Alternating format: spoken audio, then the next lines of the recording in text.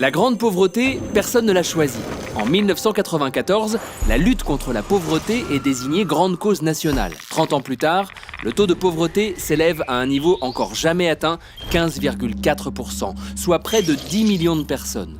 Au Secours catholique, nous sommes les témoins de cette aggravation. En 2024, 74% des personnes soutenues sont en situation d'extrême pauvreté et près de 26% des ménages accueillis vivent sans aucune ressource. En 1994, ils n'étaient que 10%.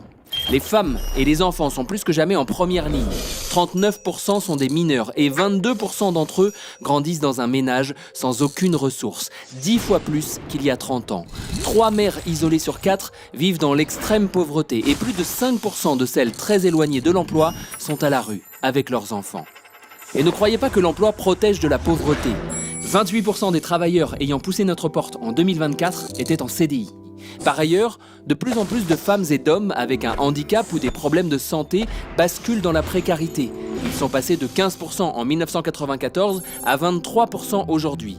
Et la pauvreté touche également de plus en plus les ménages vivant en zone rurale. Leur proportion a doublé en 30 ans, passant de 16% en 1994 à 32% en 2024. Toutes ces évolutions ne sont pas qu'une question de conjoncture. Réforme de l'assurance chômage, décrochage des minima sociaux, dématérialisation. Elles sont aussi le fruit de choix politiques. Dans le climat actuel, la chasse aux pauvres sonne comme une double peine. Mais la réalité, c'est que la pauvreté n'est ni choisie, ni une fatalité. Il est temps de faire corps toutes et tous ensemble afin d'éliminer la grande pauvreté. Seule la fraternité en action peut souder à nouveau notre société.